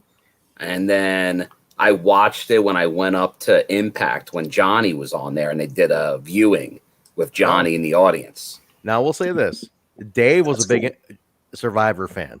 So when this got announced, Dave popped. I remember him like this was a big deal to him because he was a huge Survivor nerd. So he was like, what the hell? Like I remember like, who the fuck is Johnny Fairplay? Yeah, that was me tonight or today. But I remember Dave reacting to this, and to him it was something. This guy was somebody. The first, which becomes a trend in TNA of reality show stars. Reality show stars that make appearances. Yeah, because you had the only celebrities prior to this were Urlacher, the Tennessee Titans, Toby Keith, Chris Rock. Maybe I'm missing a couple here and there. Oh, somewhat few here and there. But yeah, he's the first reality show star to come in. So that does become a trend. You're right. The Jersey Shore folks come in. Oh yeah. They do a bunch of stuff. But Fairplay sticks around for a little bit. He does. He has a big role, Fairplay. Yeah. I think they put him in the office even at one point. I think he worked for the company in some capacity, like in the office later on. And then, Bill, when you saw him, when was that? What year was that? Because I know he came back and did something. He did something. He did. I feel like not that long ago, which is kind of crazy. Not during Anthem, but sometime later. Like in the team. Maybe Jared. Maybe he came back during that because but it was like a one-off. It was like at a set of tapings. And it's like, Johnny Fairplay's back. What the hell's he doing here? It was so random. I remember seeing that too. I'm trying to see if I can find that. It was so weird when he came back. I'm like, Johnny Fairplay? But I think most of the people were like, Johnny Fairplay. There he is. Johnny Fairplay. The most hated man in America. The most hated man in America. He's definitely got a punchable face from what I saw. And that was it. He's not a bad heel on TNA. When they put him into like a pretty predominant spot. I don't remember this guy. He's not. Here we go. What do you say? I guess he looks like he did professional wrestling prior to all this too. He did a little something. He was a personal assistant for Roddy Piper for a year and a half prior to Survivor. I never knew that. Here we go. What is this? Oh, but let's see. He was Dalton. Yeah, his name really is something Dalton. But he was signed to TNA, appeared on Johnny Fairplay, and the promo began in January. And then we started all this. And then so I mean, he came back, Bill, in now that I mentioned, but he did appearances for Dragon Gate and WXW. What the fuck? Like he was around that much. And I'm wondering, maybe did I see him at a different show? Not maybe Impact. He did. So he's done stuff. He's been around, but he appeared in 2005. Trying to see. He's been around, but no, it might not be listed here, but I know he's right. He did something for them not that long ago. But Johnny Fairplay. Crowd has no idea who he is. They're like, I know now more about Johnny Fairplay than I ever thought I would. Crowd went totally mild on this. Scott Hudson with Jeff Jarrett and Abyss talking about the match. Nothing special here. Just Jarrett being upset. This night, main event time. Here we go. Eric Watts, AJ Styles versus Abyss and Jeff Jarrett with Don Callis. Now, Nothing special match wise. Anybody have anything on the match? Just No. Standard, right? Standard Punch match, kick. yeah. Jay, anything on AJ's a star. No, I just we haven't seen Watts in the ring in a while. Unfortunately, he looked like a fucking hobo. But. Yeah, he did. Yeah, what was with that? Jeff Jarrett hits Watts with the belt and gets the pin, but TNA is the star of this one, man. Oh, he's like, this is too important. This is too important. He's like, no, absolutely not. He's like, Rudy. He's like, he's calling for anybody who will listen at this point, going nuts. Bill Barons comes out and they restart the match, and the best part of this, I want the screen grab of this. Jarrett's like, God damn it, TNA. He's like choking him, and Jarrett's like, get the hell out of here. Get him the hell out of here. Like, you just hear TNA to say, get the hell out of here, like 1,000 times. And he's like, the heat, the crowd is going nuts. Jarrett's choking TNA. I was like, get off him, get off him. It's like chaos. Yeah, West is screaming, get security. It is chaos, and I love every minute of it. El Leon comes in, brawls Jarrett away. Goldie comes out, and she goes, I won't be ignored. And then, like, nut shots Abyss. AJ Styles pins him, gets a title shot. It's a crazy, weird pinning sequence. It's so weird. It's like, this is all. Alex gets on the mic. My face hurts from smiling so much about this. Goldie's my hero. Alex gets on the mic. He's losing his mind. Cal's I won't quit if Watts doesn't get fired. And Watts like, oh yeah? Well, if this gets overturned and AJ doesn't get his title shot, I'll quit. And Jarrett refers to I love how Jarrett's like, we'll talk to the owners of TNA. I'm like, what, are you going to look in a mirror and talk to yourself? Like, talk to the owners and see what they have to say about this. And I'm like, kayfabe, daddy. So it's you and Dixie having a conversation in the room, basically. It's going to be like that Spider-Man meme where they're pointing at each other like, wait a minute. You know, they're all pointing at one another. But that's it. Went off the air. I mean, it was wild to go off the air with this. It was fun. I mean, if you're selling me on next week, I am bought in on next week for sure. Yeah, this was a good episode.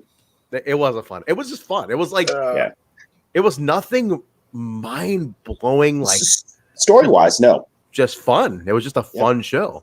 Oh, the action was great. Like, I really liked the opening tag. Like, I kind of giggle when I'm like, what, another strap match? But, man, these two tag teams beat the shit out of each other. Yeah, the X Division, the three-way, I loved it. You know, the goofy stuff with Glen Gilberti, Disco. I never write down Glen Gilberti. It's way too much to fucking write. I write Disco. Always write Disco. I mix it up. I saw the tweet you sent me, Bill. Yeah, he's there. That's rare. He hasn't mentioned on his podcast yet, at least. No, he has not put it over there. There's a spam comment in the chat, which is I'm not gonna display it, but it's hilarious. Yeah, I know I'm cracking up. If you're in the Twitch, come on, Kyle. It's pretty good. What a scumbag. It says New York is hot, so it's gotta be Kyle, right? This is can somebody screenshot this? Yo, anybody watching on YouTube, go to your Twitch right now and just look at this comment. This is fucking ridiculous. That's why you gotta get on the Twitch, man. I can't even read this. We'll get thrown off of everything. You can't read it. It's hilarious, though. Oh my! Everybody go on That's Twitch. That's got to be on the next Good Brothers Badass Movie Night. Mark, somebody screenshot this immediately. This is ridiculous. We're just on air with dead air laughing because we're all reading some porn comment.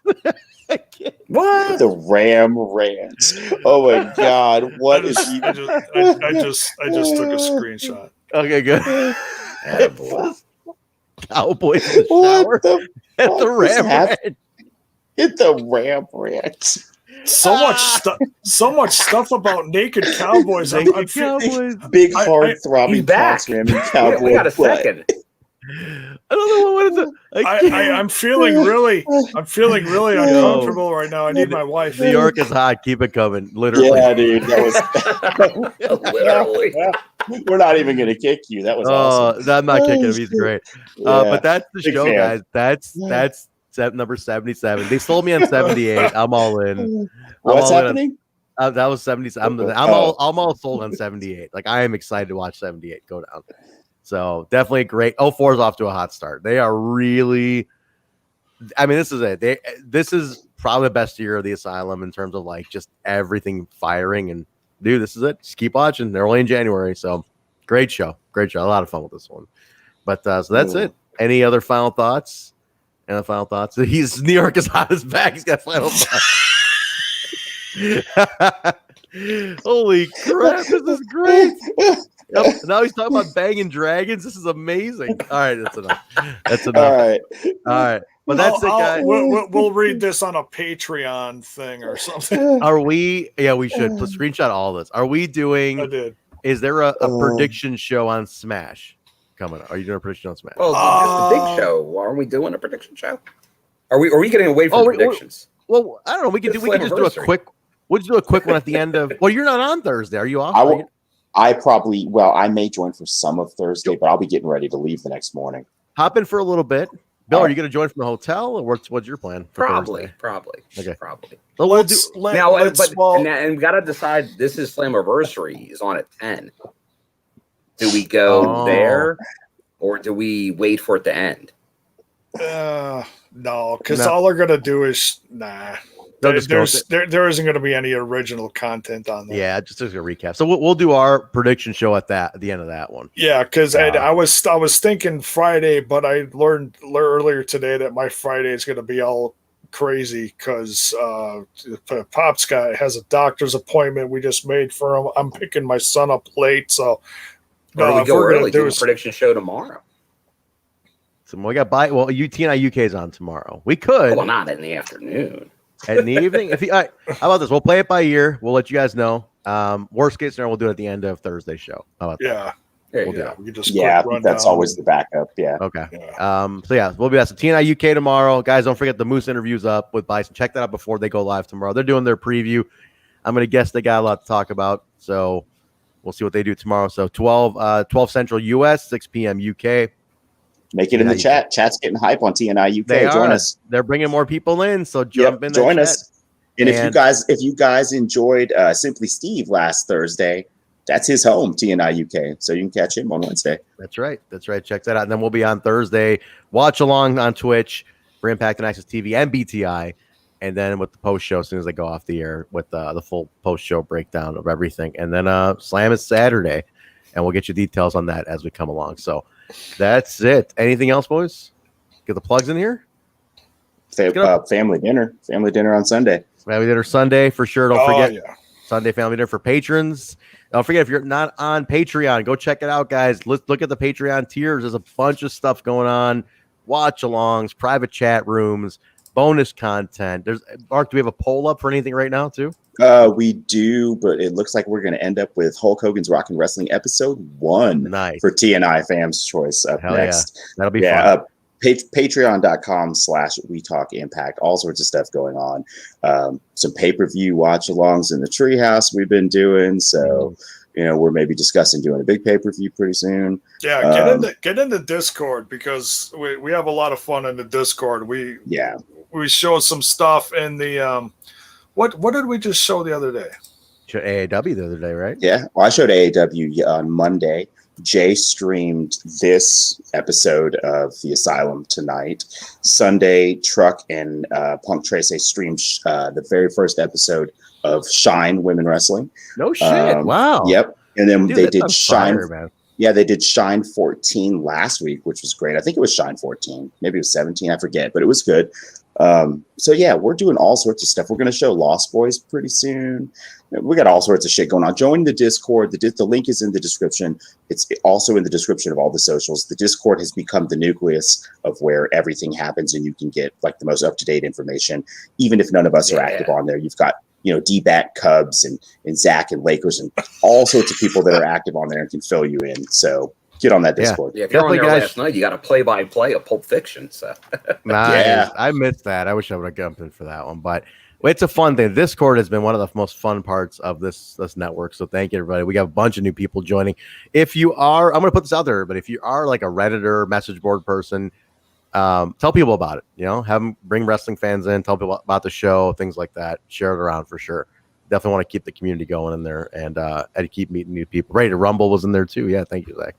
That was great too. That was a lot of fun. Ready to Rumble was a lot of fun. That was a blast because, I mean, as an old wrestling fan like myself, I never even fucking saw that. So that was great. I love it. That was good. It's a good fucking movie. But good stuff, guys. That's that. When he says old for Ready to Rumble. It was like 1999. It is 21 years old. That's man. That's 22 years old. Holy shit. But yeah, check that out, guys. We got a full schedule going on all the time. Next week we'll be back with 78 on this. And everything's on audio, all audio platforms, Apple Podcasts, Stitcher, SoundCloud, Google Play, iHeartRadio, TuneIn, Spotify, Pandora, Amazon. Rate and review, subscribe on those guys. And then We Talk Impact on Facebook, Twitter, Instagram, everything. I skipped ahead to that. What's our individual plugs? J-Bone, where can we all find you? You can find me and all my cats, apparently, who's very sleepy on my shoulder right now. Find me over on that other little podcast called Smash This Podcast, where we're smashing all things wrestling. The schedule's all over the place lately, but we're mainly covering AEW. I've been covering some documentaries lately, and I just brought back the old Jacked Up Jukebox, which is mainly about my love of music and usually something hard rock or heavy metal related. And you can find that on YouTube, Twitch, all the socials, and on anchor.fm/Smash This Podcast for audio. Very nice. Very nice. Mark, where are you at? You can find me at Mark World Order, MARKQ World Order on Twitter a little bit, but more likely you can find me on the Discord. The link is in the description and in the socials. Join us on the Discord. Very nice. Bill, where are you at, man? And will you be tweeting Slam Week? Twitter. I will tweet some stuff, but never come to me for spoilers because I don't put out anything like that. But I will. And just for Zach, I'll put at least one picture out there. All right. From the How about this? Maybe it'll be me, the Joe Doring head, and Joe Doring. Who knows? Oh my God! You're gonna break Insta neck. How about this? Can you guys take a picture together at Slam and put that on the TNI Twitter? Oh yeah, definitely. Yeah, definitely. And this will be our first opportunity actually in a while to get more than one person in a pic for us. So get that, and then get Lino will be there too. He's a friend of the show. I met Lino at Hard to Kill. So, yeah. So Lino will be there too. He's got a custom shirt he made. Right, he showed us. Lino made a shirt that says "If Omega wins, we riot," and it's got the Omega. It's great. So look for Lino. It'll be fun. He'll be easy to find. Friend of the show. And he's done some graphic work for us and stuff. But definitely, get a photo, get the whole fam in there, man. Whoever's down there, get a picture. We'll do. Kevin Martin in there. Find us, guys. Find us. You know Kevin Martin's gonna find you, so go find Kevin Martin. Get him too. Martin. Absolutely. And then CC Miguel, the TNI super fan. Right? Yeah. Hell yeah. Bill what's your Waffle House? Is Jess coming? Jessica Douglas, another front row. No, not to this one. And just a reminder because it's we'll say it on Thursday, but they will be selling tickets to the next set of tapings. They go on sale Friday. Also in Skyway, 3 days of tapings. I got a little mini rant about that, and I'm going to leave it for Thursday. About the August TV tapings. It'll make more sense when I say it. It's not. Okay. And I think people understand, but I'm gonna say it for the bigger audience. So I'll talk about it Thursday. But when I saw that come up, not just Patreon, I'm gonna give that one to that's for public consumption because I want the public opinion on that. It's clean then, and you're not confessing to any crimes. It's definitely not clean. It's definitely ranty, but I think it makes a lot of sense. It's like New York hot is killing it in our jacket right now. Dude, you need to follow our I want you in every. Hold on, wait. Do we want to do After Dark with New York is Hot? You want to come sit in on a panel? New York is Hot. No, we're not doing After Dark. But New York is Hot. I hope you're following us because I want you in every chat from now on with this. This is great content. But guys, just one more time.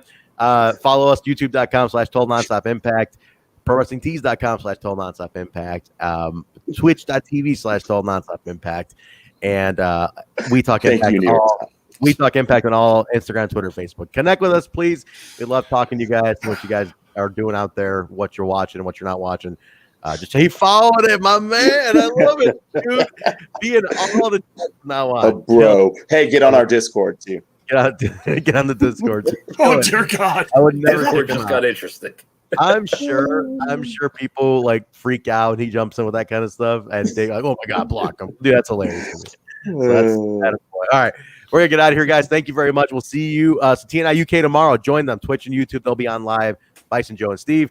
And then, but please go watch the Moose interview before they go live. Check it out in the morning. It's only 15 minutes, right? That's not long. Yeah, Watch it. Quick listen. Yes. Check it out first. At least check it out before Slammiversary. And then we'll catch you guys Thursday for the go home show for Slammiversary. But there we go. All right, beautiful. Thank you guys. We appreciate it. Discord link is in the description below. Go check it out on YouTube, not on Twitch. I think it's on YouTube only. So check it out. But if anybody wants to share it in the chat, share the Discord link in the chat. Thank you guys very much. Have a great rest of your week. We'll see you tomorrow afternoon for TNI UK. Stay safe out there, guys. And definitely add your new friend. New York is hot. We appreciate it. All right. We'll talk to you later. See you next week for this show. Episode number 78, NWA-TNA. Join the watch along. If you don't have Impact Plus and it doesn't work for you, go watch the watch along.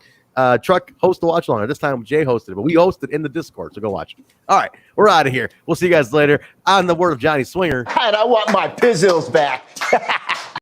See you later, everybody.